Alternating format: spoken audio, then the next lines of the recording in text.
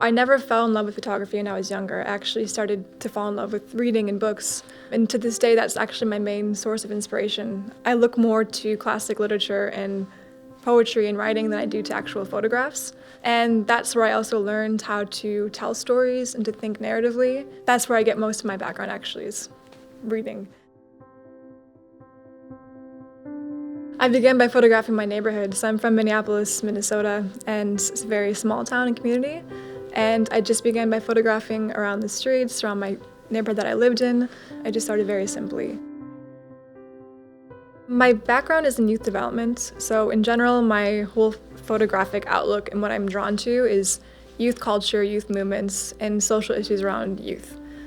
So when I moved to New York, I started photographing a bunch of kids living in the South Bronx, and they're all 14 and 15.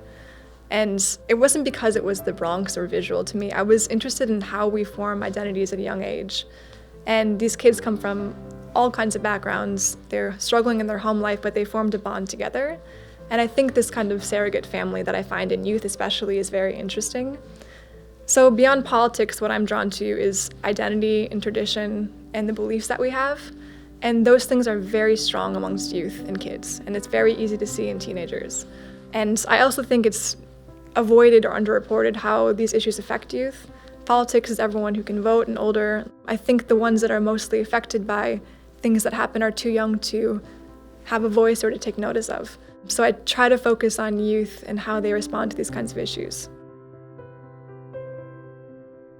I gave them their own poloroid cameras and disposable cameras and journals, and I asked them to document their own lives.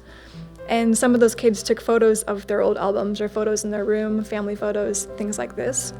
And I think what we were talking about before is a kind of collaboration where you can take a different look into someone's life and see how they represent themselves and see what ways that they view their own lives and their own homes and families is a very interesting way to go about things. And it brings a different perspective to the work and to the people that you're photographing.